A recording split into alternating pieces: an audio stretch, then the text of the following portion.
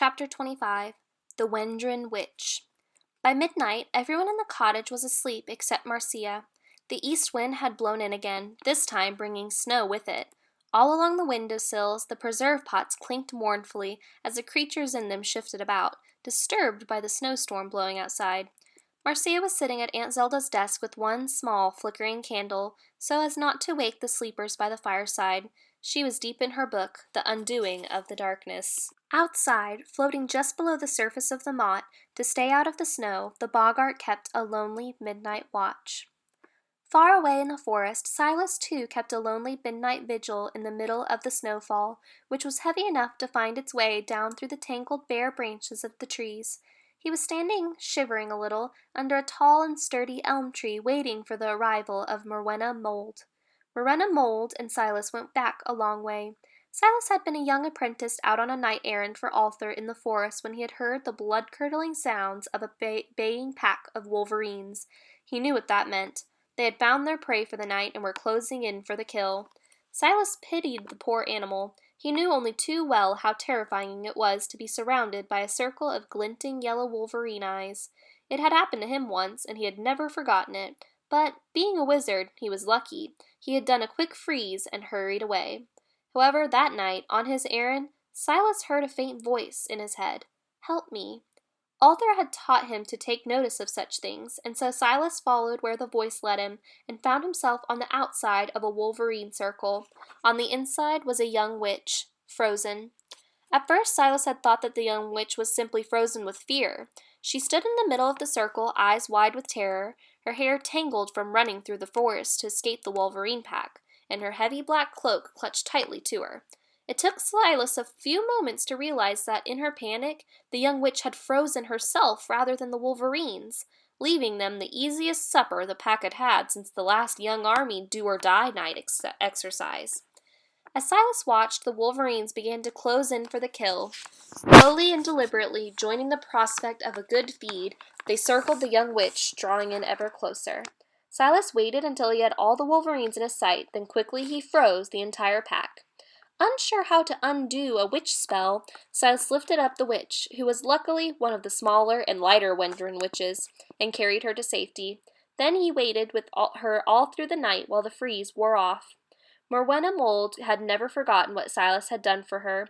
From then on, whenever he ventured into the forest, Silas knew he had the Wendron witches on his side, and he also knew that Morwenna Mold would be there to help him if he needed it.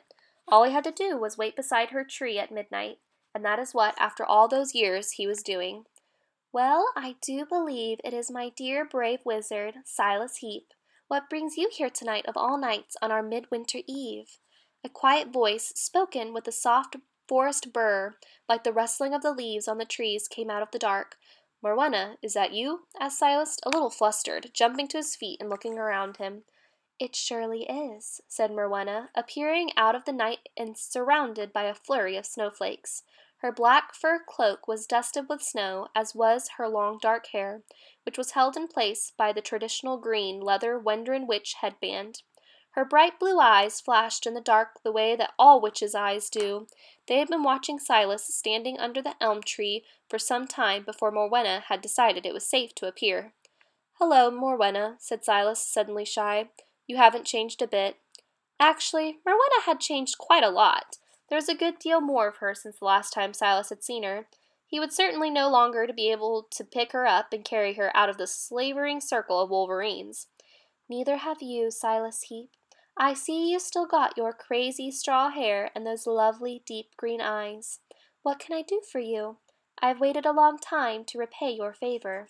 A Wendron witch never forgets."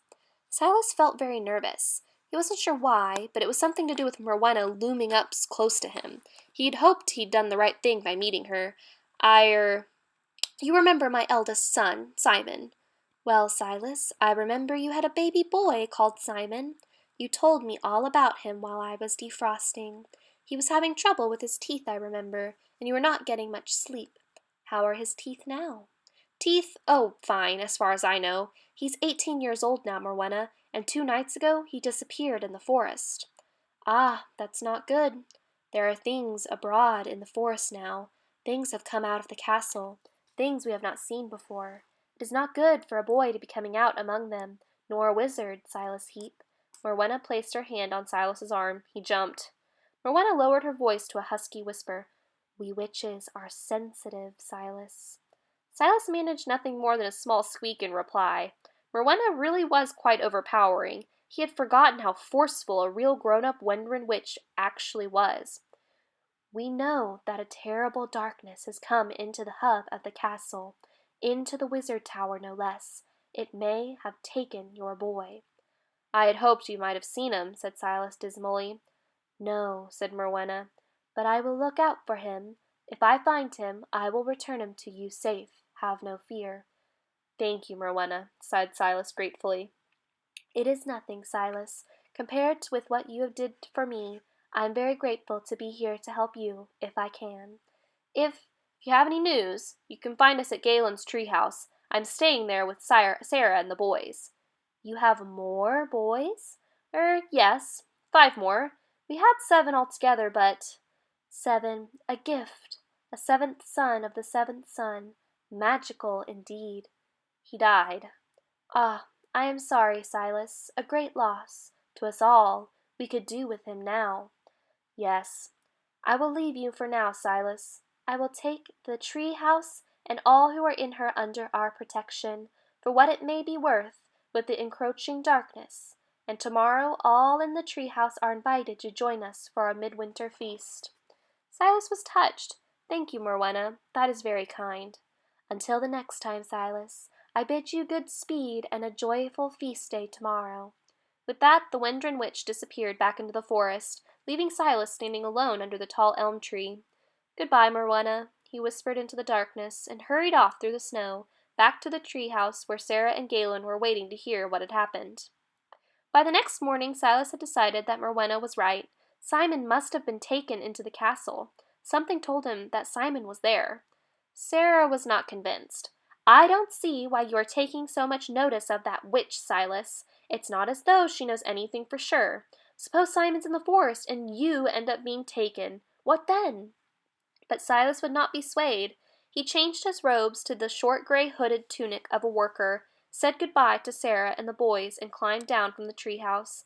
The smell of the cooking from the Wendron Witch's midwinter feast almost persuaded Silas to stay, but he resolutely set off in search of Simon.